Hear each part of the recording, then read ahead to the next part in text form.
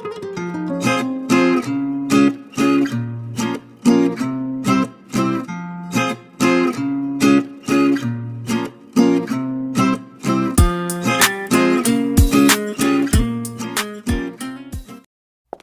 दोस्तों,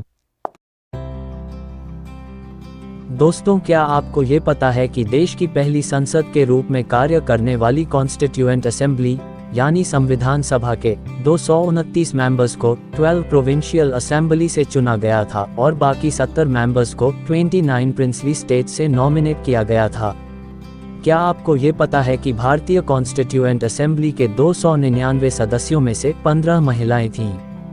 अगर नहीं तो आइए इन 15 महिलाओं को एक एक कर जानने की कोशिश करते हैं। मेरा आज का वीडियो समर्पित है दक्षिणायनी वेलायुधन के लिए।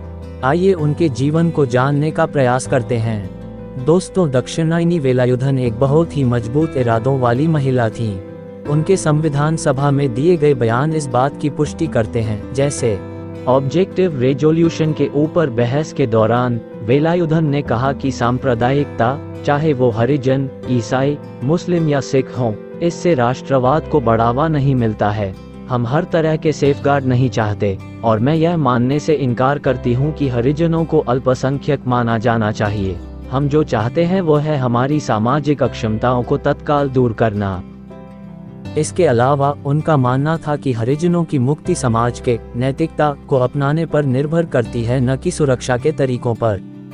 अल्पसंख्यक समुदायों के अन्य सदस्यों के विपरीत उन्होंने हरिजनों के लिए सेपरेट इलेक्टोरेट का विरोध किया।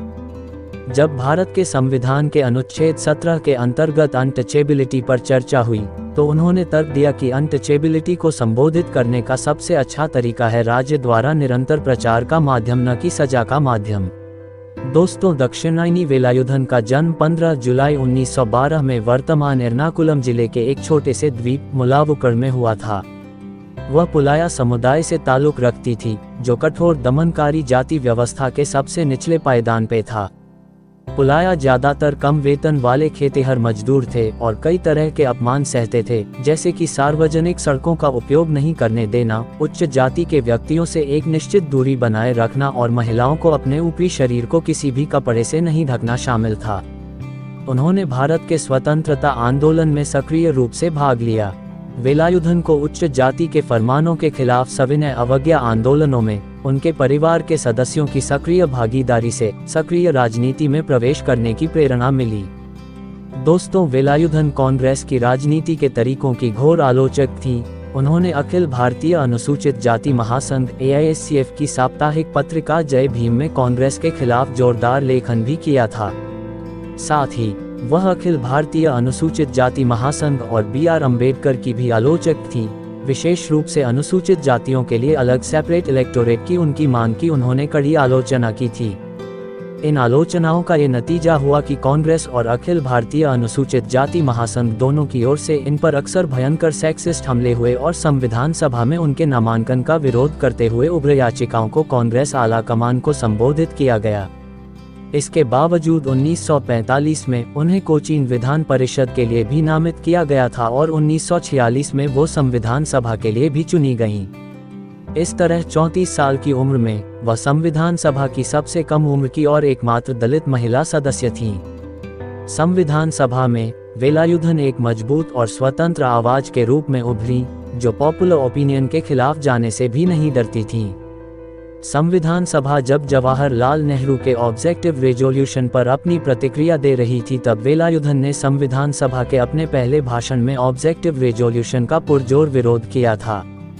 उनका कहना था कि एक संविधान तैयार करने के लिए हमारे पास बहुत से मॉडल हैं, लेकिन भारतीय संविधान को और जिम्मेदार होना चाहिए, जिससे राज्य और समाज के बीच सिर्फ मध्यस्थता न हो, बल्कि इसके माध्यम से समाज को पुनर्गठित और संवेदनशील बनाया जा सके। वेलायुधन ने एक संशोधन पर BR अम्बेडकर और M नागप्पा को भी निशाने पर लिया, जिसमें एक आरक्षित सीट के उम्मीदवार को अनुसूचित जाति के मतदाताओं से सिर्फ न्यूनतम वोटों की आवश्यकता होती। उनका ये तर्क था कि यह सेपरेट इलेक्टोरेट के जैसा ही था। वो सेपरेट इलेक्टोरेट के पुरजोर विरोधी थी। वेलायुधन ने संविधान के फेडरल स्ट्रक्चर पर भी अपने मजबूत विचार रखे थे।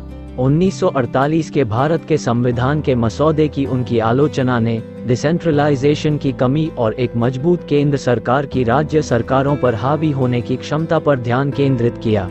उन्होंने विशेष रूप से राज्यों के राज्यपालों की नियुक्ति की पद्धति पर प्रकाश डाला, जिसके बारे में उनका तर्क था कि यह सत्ता को और सेंट्रलाइज करेगी। दोस्तों, वेलायुधन के पति भी प्रोविंशियल पार्लियामेंट के सदस्य थे। इस तरह यकीनन वे संसद के पहले दलित जोड़े थे।